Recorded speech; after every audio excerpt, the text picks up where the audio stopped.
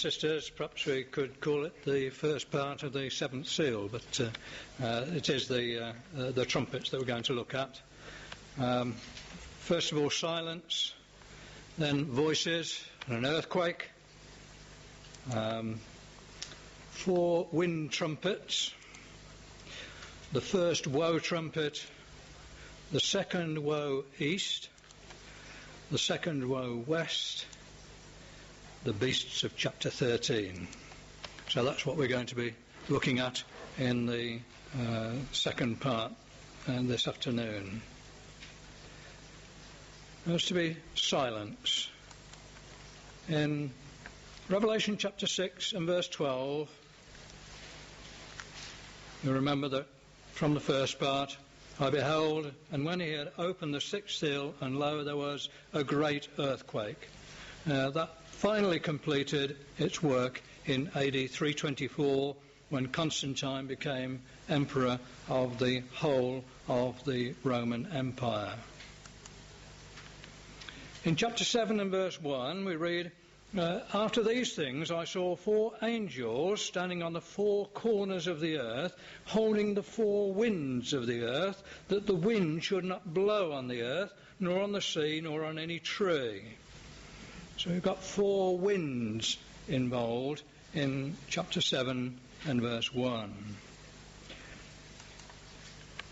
And verse 2 says, and I saw another angel ascending from the east, having the seal of the living God, and he cried with a loud voice to the 4 winds, to whom it was given to hurt the earth and the sea.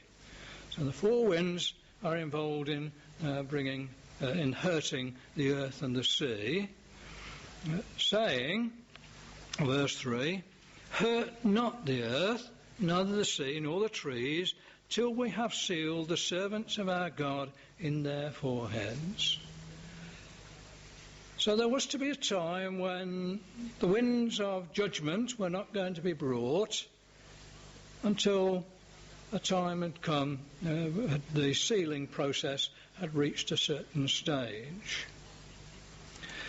Verse 4 says, and I heard the number of them which were sealed, and there were sealed 144,000 of all the tribes of the children of Israel. So this is an Israelite community. But the 12 tribes in Revelation chapter 7 are not the same as any other 12 tribes in the whole of the Scripture. There are differences. The 2 tribes that are missing, incidentally, happen to be Dan, whose symbol was the eagle, and the tribe of Ephraim, whose emblem was the ox. And it's interesting that in the temple that's built in Ezekiel, the prophecy of Ezekiel, that the 2 faces of the cherubim that are left are the man and the lion. It's wonderful how the Scriptures hold together. So we are an Israelite community, brothers and sisters. We have taken hold of the hope of Israel, that we are looking for the re-establishment of the kingdom of Israel. Israel were constituted the kingdom of God at the foot of Mount Sinai. Ye shall be unto me a kingdom, he says, a kingdom of priests. And that kingdom is going to be re-established upon the earth. And we're part of that community that will constitute the rulership of that kingdom. Chapter 8 and verse 1, it says, when he'd opened the 7th seal, there was silence in heaven about the space of half an hour. When an hour appears on its own, and not in comparison with other time periods, it usually represents 30 years. It's the 12th of a day, which represents a year, so represents a month, 30 years. So half an hour would be about 15 years. There was silence. And at the beginning of chapter 7, there was to be no wind trumpets until the process of sealing had developed. Constantine died in AD 337, and the summary of his rulership was the last 14 years of his reign there was a general peace. It probably went on a bit beyond his reign. Anyway, it was probably short of the 15 years, about half an hour. So we've got a time of peace before the judgments came. But the prayers of the saints still had their effect. And so verse 2 of chapter 8 says, I saw the 7 angels which stood before God, and to them were given 7 trumpets. As Brother David's already said, there's 7 judgment trumpets.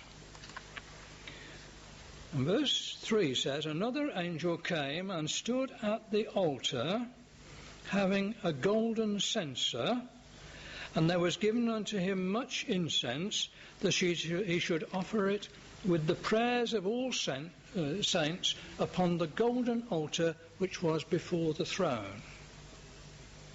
For those that are familiar with the tabernacle and the temple, they'll realise that this is the altar of incense in the holy place, which was the nearest to the most holy. And the incense coming from the golden altar represented, they should offer it with the prayers of all saints upon the golden altar. Verse 4, and the smoke of the incense which came with the prayers of the saints ascended up before God out of the angel's hand. And so those persecuting powers were to receive judgments. By this time, of course, the ruling power has become Catholic. Verse 5, the angel took the censer and filled it with fire of the altar, that's for the altar in the outer court, and cast it into the earth. And there were voices and thunderings and lightnings and an earthquake. So we're preparing for this time of the judgment trumpets. The thunders represented external wars. The Persians particularly were involved at this time. Wars against the Roman Empire from the Persians. The lightnings represented civil wars and wars amongst the family of Constantine. They were killing each other so that they themselves would receive the power. They've got exactly the same characteristics as the great red dragon power, the pagans before them. And then there was an earthquake. It's not a great earthquake, because it only lasted 18 months.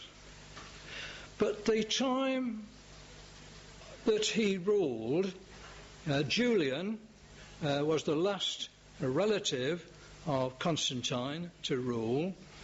He had espoused paganism and took the empire back to the worship of the gods in AD 360. So there was an earthquake. And if his reign had lasted longer, then the effects would have been greater. But it brought relief for those that had the truth. It stopped the Christians, so-called, from persecuting the Protestants. And so there we've got an earthquake. All part of the preparation for the sounding of the first trumpet. And so, you've got 4 winds that we've already seen in the first one of chapter 7. And so we call the first 4 trumpets the 4 wind trumpets. And we can see how that fits in with what we've got in Revelation. I'm not going to go into great detail. Verse 7, the first angel sounded, there followed hail and fire mingled with blood and were cast upon the earth. The third part of the trees were burnt up, and all green grass was burnt up. This was Alaric and the Visigoths, the Western Goths. They came against the area of Italy, particularly, and then eventually ended up over in Spain. So that was the first angel trumpet.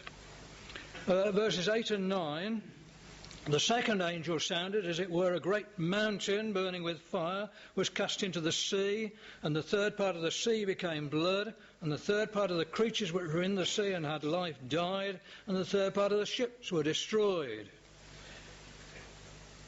And the Vandals came from right up north and came down and across through Spain into North Africa.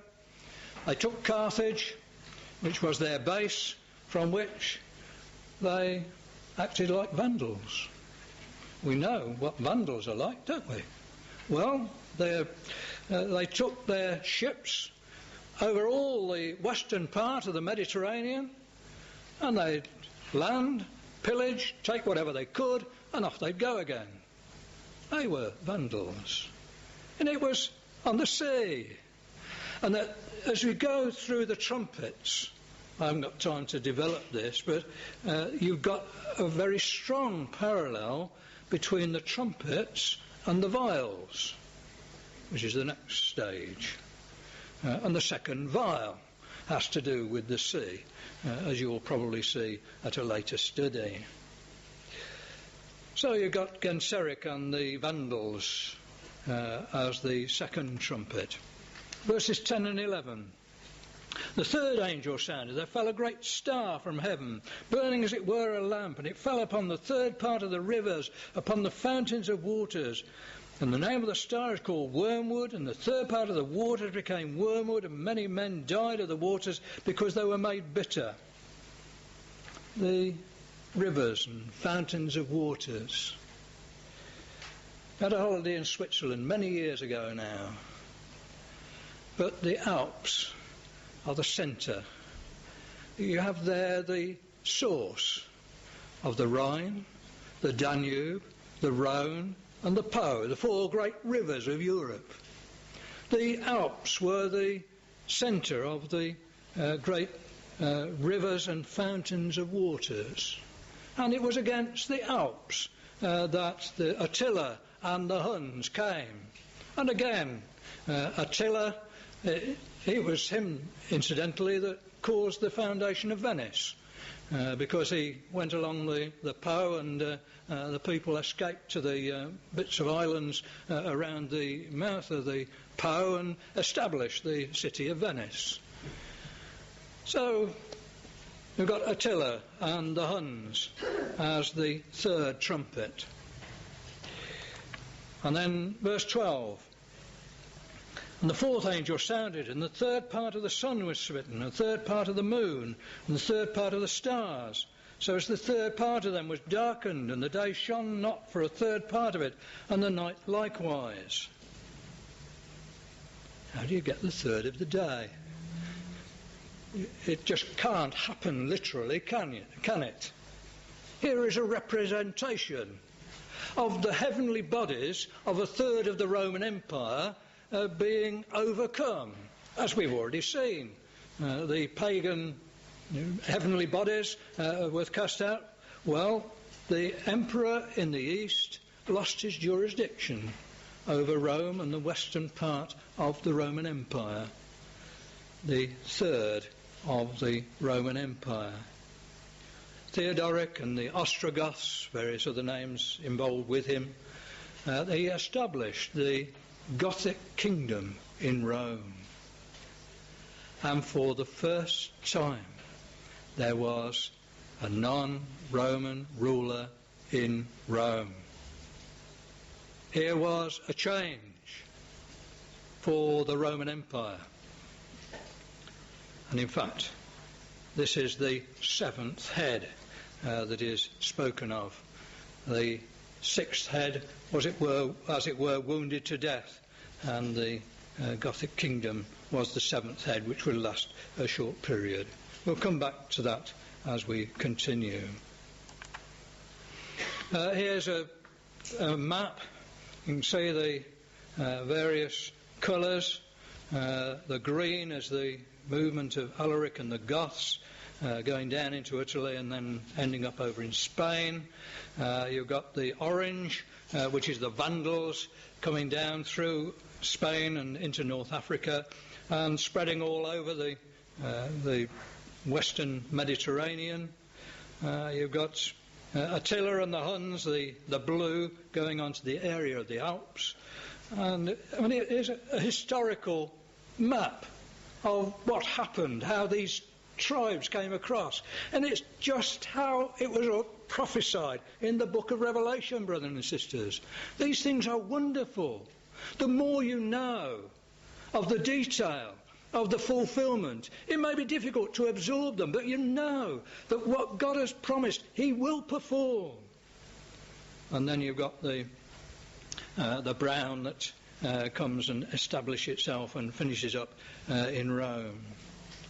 So the first 4 wind trumpets were sent against the western part of the Roman Empire.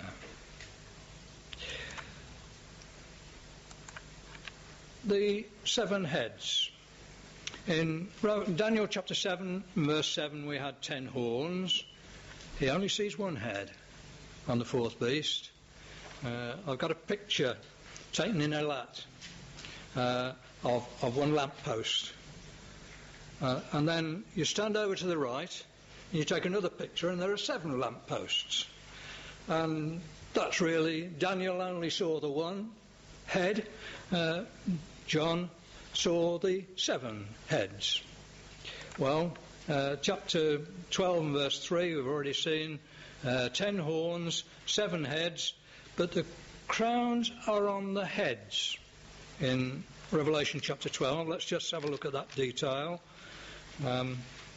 Verse 3, there appeared another wonder in heaven. Behold, a great red dragon having 7 heads and 10 horns and 7 crowns upon his heads. Go to chapter 13 and verse 1. And I stood upon the sand of the sea, and behold, a beast right up out of the sea, having 7 heads and 10 horns, and upon his horns 10 crowns, and upon his heads the name of blasphemy. So the crowns are now upon the horns. The horns were the barbarian tribes that came and established their independent kingdoms, ultimately, upon the Roman Empire. They didn't do it until after Constantine had taken over the Roman Empire. And so chapter 13 speaks of the crowns upon the horns. And then in chapter 17, we've got an interpretation for us. Chapter 17 and verse 9. Here is the mind which hath wisdom. The 7 heads are 7 mountains on which the woman sitteth. 7 mountains, the 7-hilled or 7-mountain city of Rome. Characteristic, well known. Verse 10, there were 7 kings, 5 are fallen, 1 is, and the other is not yet come, and when he cometh he must continue a short space. There were 7 forms of government through which the Roman Empire went. 5 had already fallen by the time John saw the book of Revelation. The 1 is, that was the imperial, ruled over by an emperor at that time, and then, as we've already seen very briefly, the Gothic kingdom lasted a short space. Chapter 8 and verse 12, we saw that the Gothic kingdom lasted 70 years, which compared with the time of the sixth head was only a short space.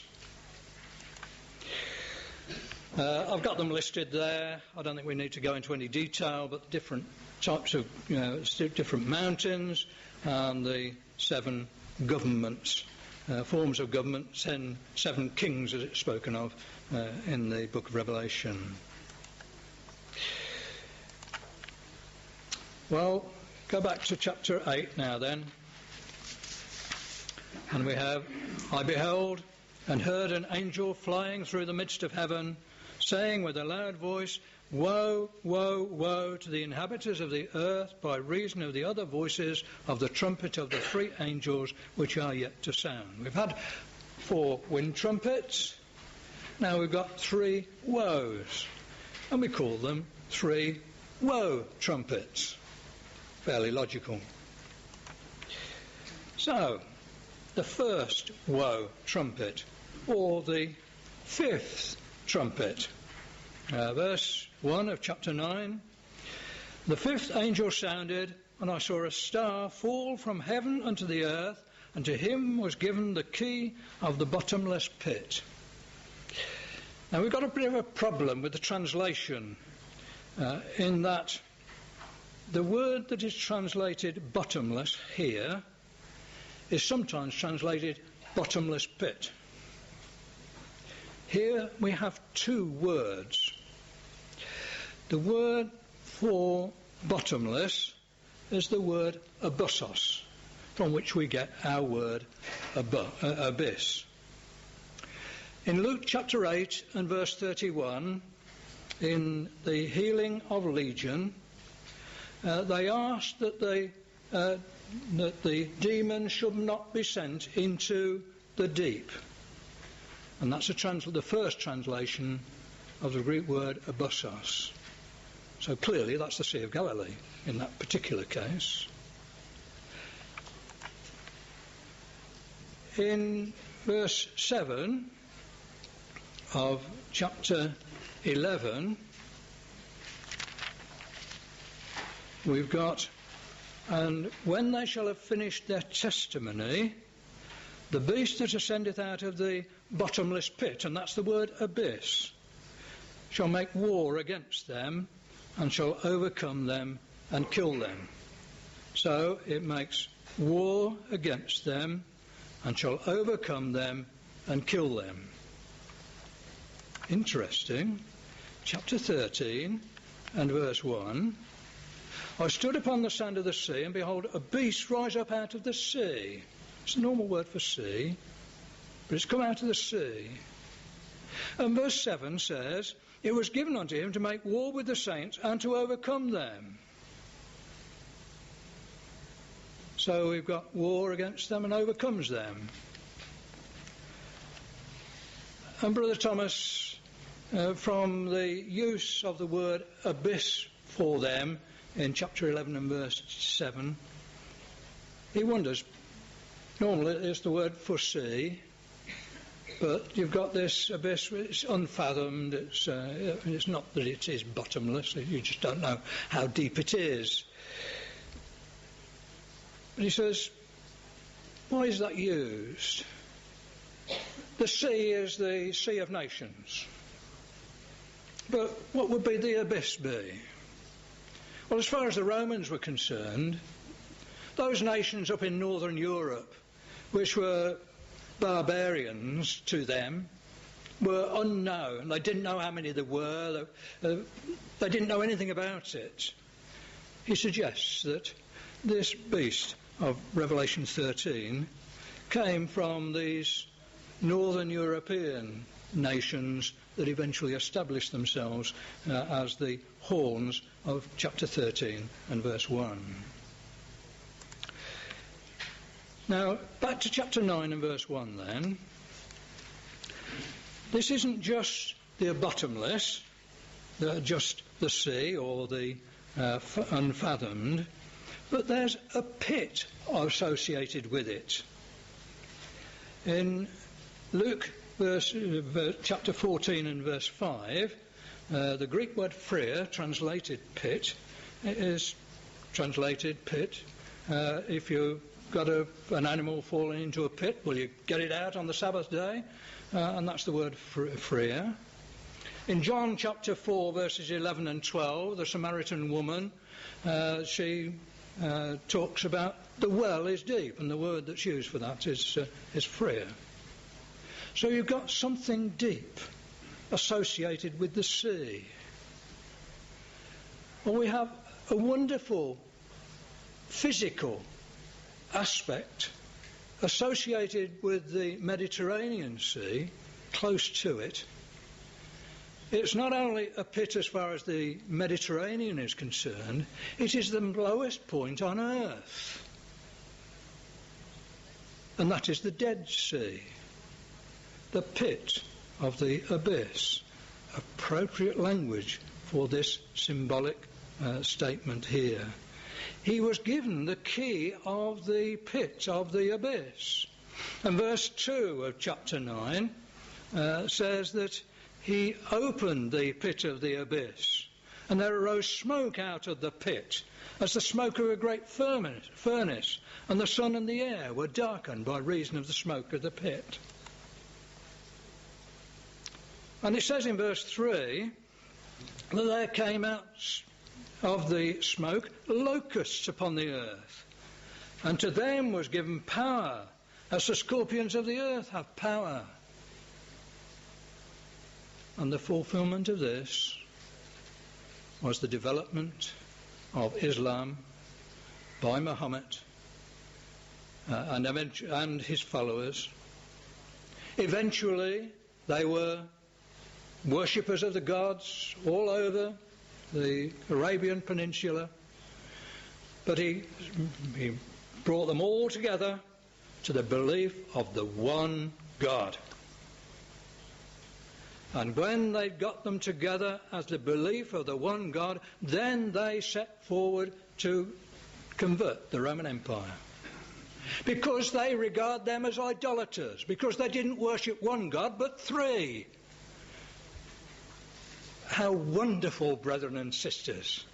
This apostate system was being dealt with by people that believed in one God. Verse 4, it was commanded them that they should not hurt the grass of the earth, neither any green thing, neither any tree, but only those men which have not the seal of God in their foreheads. And one of their watchwords was, cleave the skulls of the men with the shaven crowns. It was the priesthood of the Roman Catholic system and the monks that were associated with them that were particularly dealt with by the hordes that came across the pit of the abyss out of Saudi Arabia. They eventually settled across northern Africa. They got over to the Middle East, up to Baghdad, and so on. Verse 5 says, to them it was given that they should not kill them, but they should be tormented 5 months. And their torment was as the torment of a scorpion when he striketh a man. Incidentally, this first woe trumpet takes our attention from the western part of the Roman Empire, where the 4 wind trumpets were, to the eastern part of the Roman Empire, where the Dead Sea is, and so on. And verse 5 says that they shall be tormented 5 months. 5 months in prophetic time is 150 days, and represents 150 years. Verse 10 says, they had tails like unto scorpions, and there were stings in their tails, and their power was to hurt men 5 months. They're locusts. When you get a plague of locusts, it doesn't last all year. It comes for about 5 months. It's a wonderful symbol. And they weren't able to kill the system. The emperor was still there in Constantinople. They just took a lot of his adherents away, but they weren't killed. And so you've got two periods of 150 years, which make a total of 300 years. And from the invasion, which started in 632, the Arabs, the Saracens, they lasted for 300 years. They're spoken of in verse 11. They had a king over them, which is the angel of the bottomless pit, the angel of the abyss, in fact, in this case, whose name in the Hebrew tongue is Abaddon, but in the Greek tongue hath his name Apollyon. The use of Hebrew directs our mind to the east, where Hebrew was spoken and now is spoken. The period of the Saracen invasions and domination lasted for 300 years, from AD 632 to AD 932. This really is wonderful when you start to see how these symbols, so appropriate, were so precisely fulfilled. So much then for the first woe trumpet. A trumpet of judgment on these apostate Christians who were ruling in the Roman Empire. And there's a map of the Arabian Peninsula. He got all of that together and joined them and invaded the Roman Empire.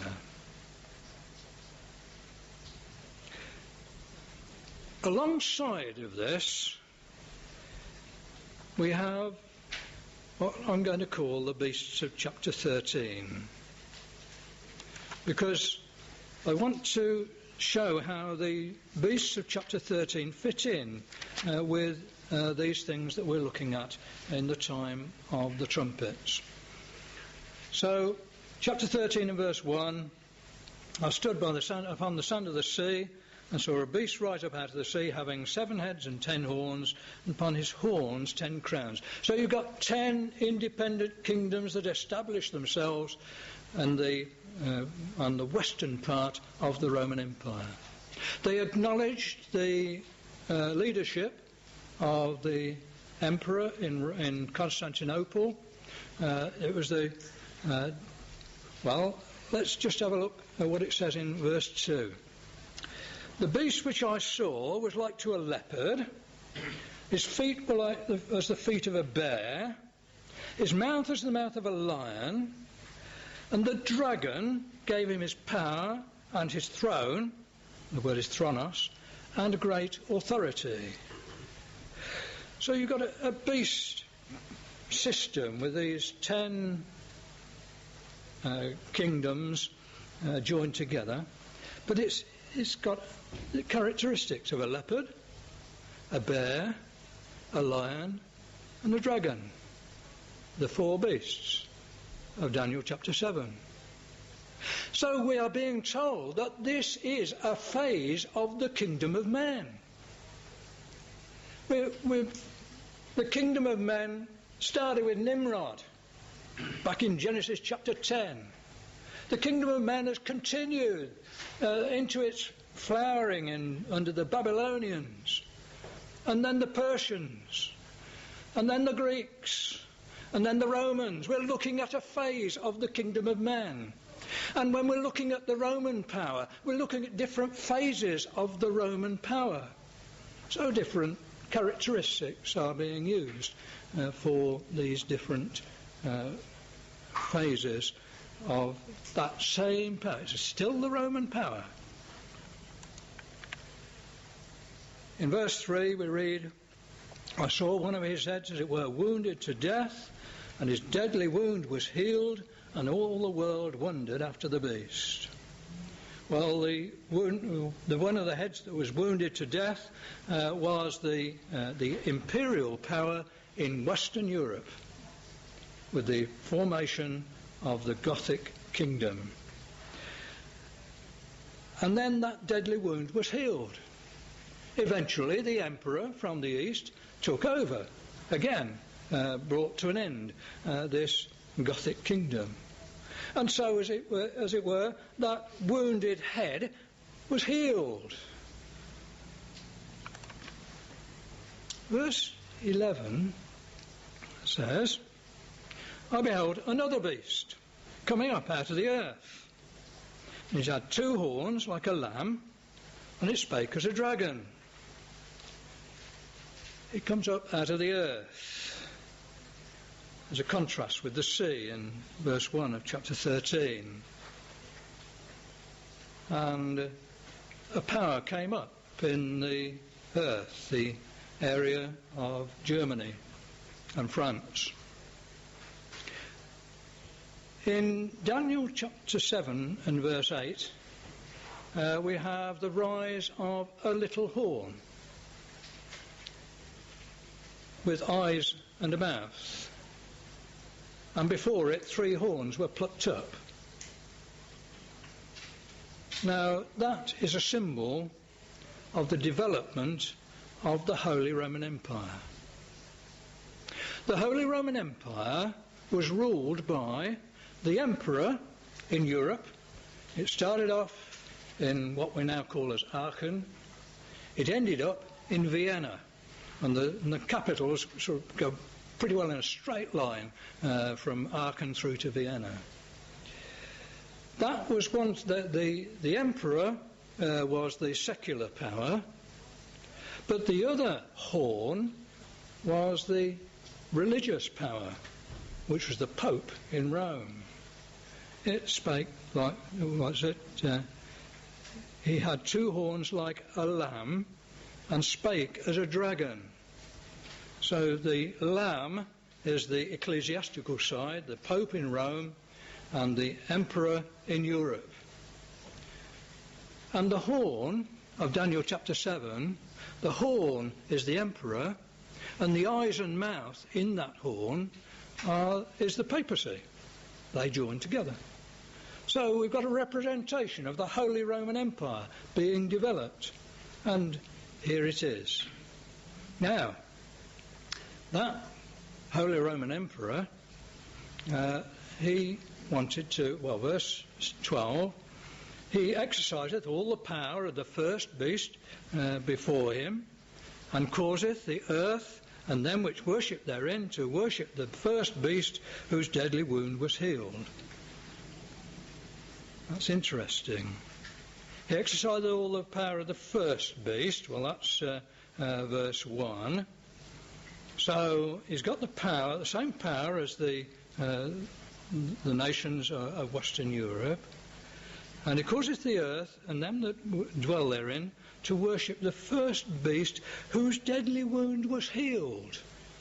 So we've got the head whose wound was healed being spoken of a beast whose deadly wound was healed. And that's taken on in chapter 17 and verse 11 when it talks about verse 11. I've puzzled over this for a long time. It was only when I was preparing this that I saw the significance of that word beast in verse 12 of chapter 13. Verse 11 says, and the beast that was and is not, even he is the 8th, and is of the 7, and goeth into perdition.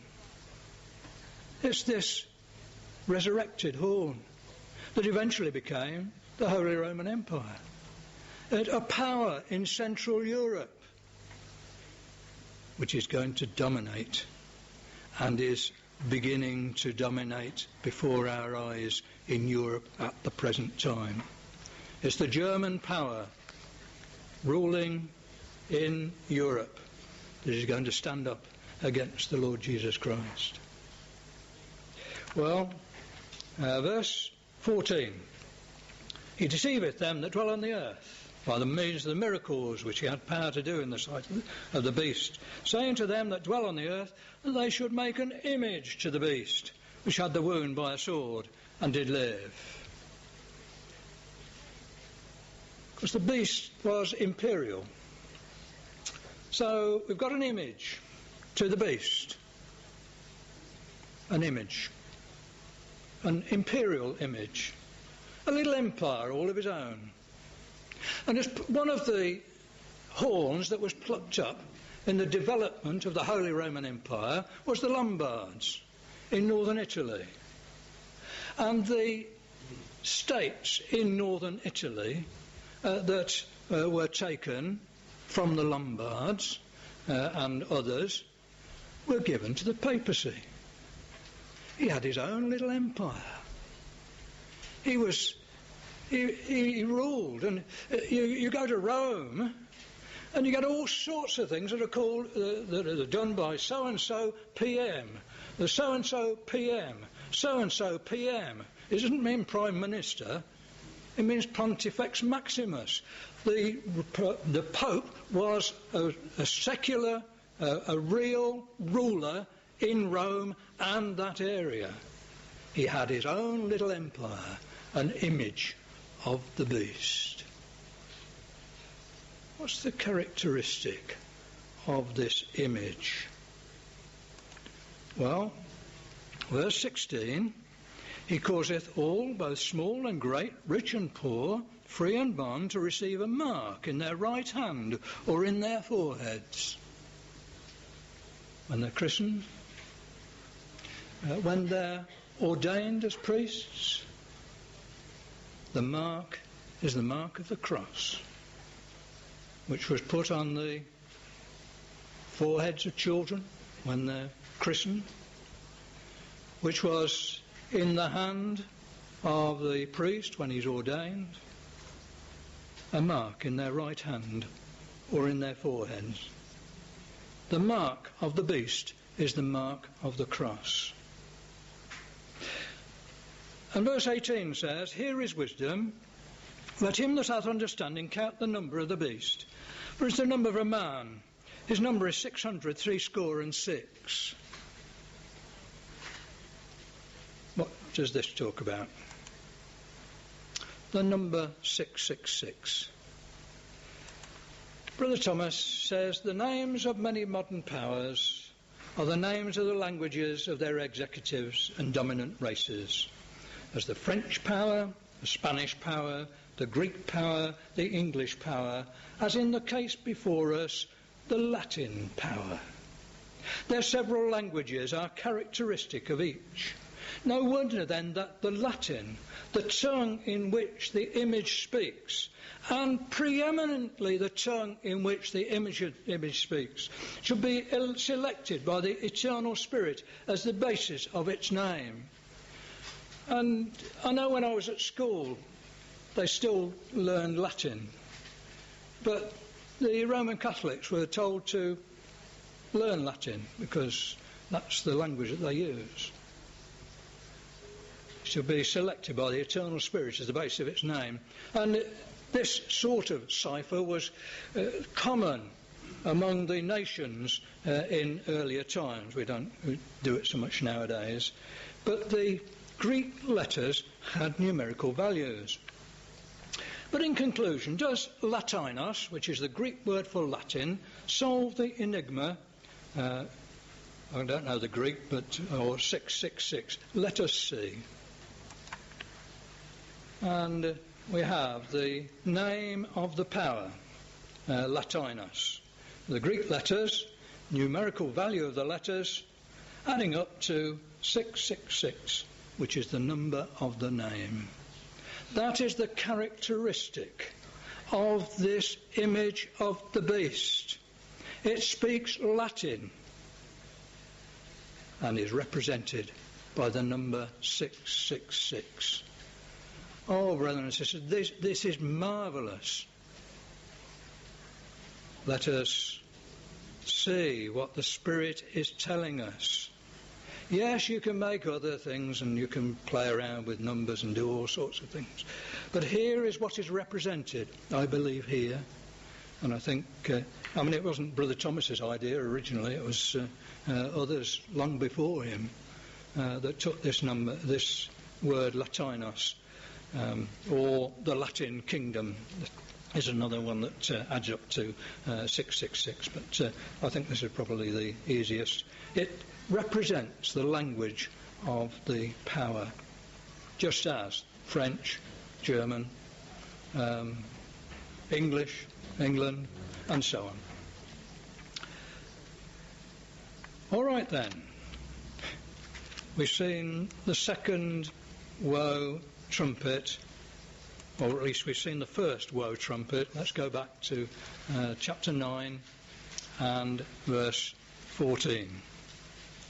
Because this development in chapter 13 is going on in the background behind these things that are happening as represented in chapters 9 or 8, 9 and 11 and so on.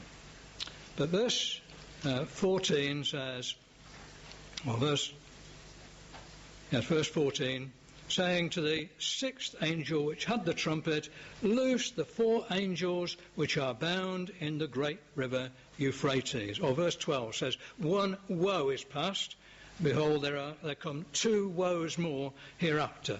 And so we've got the 6th angel, which is the second woe. Loose the 4 angels which are bound in the great river Euphrates. We're looking again at the east. The Euphrates is in the east. It rises in Turkey and goes through various countries out into the Gulf, the Persian Gulf, as sometimes we call it. Whatever, it has various names depending on what nationality you are and what political point you want to make. But it goes out into from the area of Turkey. It's loose the 4 angels which are bound not in, but by the great river Euphrates. So you've got 4 angels that are held back by the river Euphrates. Verse 15 says, and the 4 angels were loosed which had been prepared. They'd already been prepared before the start of this period that is now being spoken of, which were prepared for an hour, a day, a month, and a year, for to slay the 3rd part of men. An hour, in this case, is 30 days. A day is a year. A month is 30 years. A year is 360 years. And you add them together and you come to 391 years, 30 days. We know exactly when the effect of this trumpet was accomplished, and that was on the 29th of May 1453. And 391 years, 30 days before that, was the marriage of Togrul, which was the start of this trumpet, the first of the angels. 29th of April 1062. 391 years, 30 days. This is marvellous, brothers and sisters. So you've got 4 angels. You've got the Seljuk Turks that come in 1062, the Tartars that come in 1272, the Moguls that come in 1402, and the Ottoman Turks in 1422.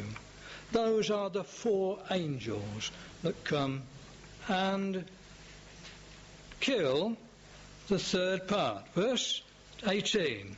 By these was the 3rd part of men killed, by the fire, by the smoke, and by the brimstone, which issued out of their mouths. They used cannons for the first time in world warfare. They used cannons to bash down the walls of Constantinople, and they took it. They killed the 3rd part of the Roman Empire by taking over Constantinople and ruled the eastern part of the Roman Empire. How marvellous are these things.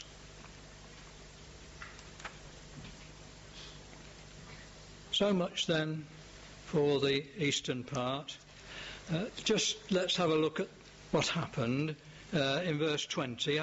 They've all been killed, and it says, there are some that's left alive, verse 20, and the rest of the men which were not killed by these plagues, yet repented not of the works of their hands, that they should not worship demons and idols of gold and silver and brass and stone and wood, which neither can see nor hear nor walk, neither repented they of their murders, nor of their sorceries, nor of their fornication, nor of their thefts. That system was still carrying on, just as if nothing had happened in the area where they hadn't been defeated over in the west.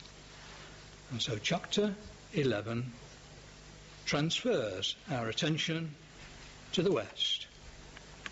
Chapter 11 and verse 1, it starts early. There was given me a reed like unto a rod. The angel stood, saying, Rise and measure the temple of God and the altar and them that worship therein. A reed like to a rod is a rod of chastisement, a rod of persecution, and there was a time, there was a measure. But the court that is without the temple leave out, measure it not. It's given unto the Gentiles. And the holy city shall they tread under foot 42 months. And so the court without the temple, the Gentiles, they trod underfoot the holy city 42 months. And the decree of focus came into effect around AD 610, when the Pope was given jurisdiction over all the churches of the Roman Empire. And in 1870, 1260 years, 42 months is 3.5 years, or 1260 days in prophetic times. And you come to 1870 when the temporal power of the Pope was taken away. And incidentally, because he had no temporal power, when you come into chapter 16, the image of the beast becomes the false prophet, the one with the mouth. Interesting. Anyway, they trod underfoot. They had power to persecute the saints over that period. And verse 3 says, I'll give power unto my 2 witnesses, that they shall I will give unto my 2 witnesses, and they shall prophesy 1,260 days, clothed in sackcloth. It's not going to be easy for them. But right from the time when Constantine came to power, they were protesting against the church that had come into power. From AD 312, you've got a period of 1,260 days. And you've got a period of 1,260 years, from AD 312 to 1572. And that is the period that we saw in chapter 12 and verse 6. They should feed her there 1,260 days. It's the same. They make their witness, and they are shielded to some extent. But then finally, in 1572, then they suffered particularly. Verse 4 says, These are 2 olive trees and 2 lampstands standing before the God of the earth. These are the political and religious Protestants against this Catholic system. They're standing before the God of the earth, and the contrast is there with verse 13. They were affrighted and gave glory to the God of heaven. The God of the earth was the Pope. And so they protested. But then in verse 7, when they shall have finished their testimony, verse 7, the beast that ascendeth out of the bottomless pit shall make war against them, and shall overcome them and kill them. There was a massacre of St. Bartholomew's Day in August 1572, which started in Paris and covered most of France.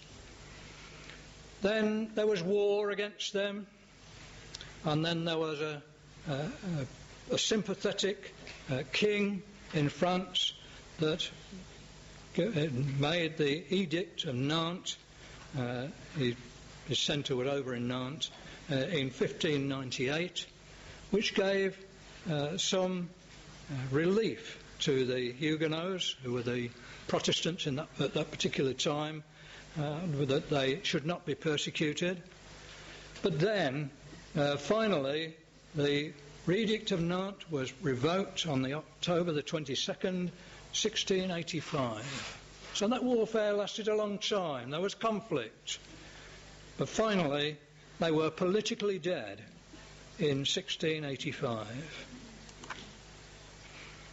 It's an interesting visit to the Huguenot church in Berlin. There was a tableau of four. One was a picture, but one had a representation of the Edict of Nantes. The other has a representation of the revocation of the Edict of Nantes. And then there's a copy of a letter from the King of Prussia to the Huguenots, telling them to come to Prussia. And that became, because they were industrious, they became the source of economic power and prosperity for Germany because of that. Some came to England, and again the weaving and so on that was done in the south part of England particularly. The Huguenots brought with them their industry, and the nations that accepted them prospered because they accepted the fleeing Huguenots, the Protestants, from the persecution. So the witnesses and their death. Verse 8 of chapter 11. Their dead bodies shall lie in the street of the great city, which spiritually is called Sodom and Egypt, where also our Lord was crucified. The street is France. The city is Rome. In AD 212, Caracalla said that the bounds of the city of Rome will be the bounds of the empire. It wasn't really to do good to anybody. It was so that he could tax the whole of the empire and not just the city of Rome. Nevertheless, the city and the empire of Rome were one and the same. So a street of the city where this happened was France. It's spiritually Sodom. Even Israel was called Sodom because of their ways, but that's Rome certainly deserved that description.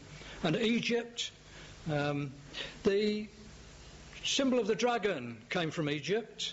Ezekiel 29 and verse 3, the dragon in the waters of the river. It's where the Lord was crucified. So it's in that city of Rome that these things happened. And there were 250,000 Huguenots that fled from this persecution. Well, the body lies 3 days and a half. It's got to symbolise 105 years. You can't have a dead body lying for 105 years. So the spirit is ingenious. That's probably an understatement. But a lunar day, I don't know whether you know, that the moon turns round at the speed at which it goes round the earth, so that the part of the moon that we see never varies by more than about 10%. A lunar day lasts 30 days. And so 3.5 lunar days would be 105 days. And the dead bodies lay for 105 years. So that's and you take 1685 to 1790, and you have the time of the French Revolution, when the power of the church to persecute was overcome particularly in France. Verse 10 says that they rejoiced at the death of the witnesses. That's a picture in France in the Place de la Concorde, of the place where the guillotine was. And they were raised. The spirit of life came, and the common people came to power in France. Come up hither. They came in a cloud, in all their multitudes. And there was a great earthquake. The French Revolution changed and laid the foundation of modern Europe. Here is a second great earthquake of the book of Revelation. The 10th part was France. The names of men. In fact, it says, verse 13, in the earthquake were slain of men. The margin says, the names of men. All names of distinction, of nobility, were abolished in France. And they multiplied them.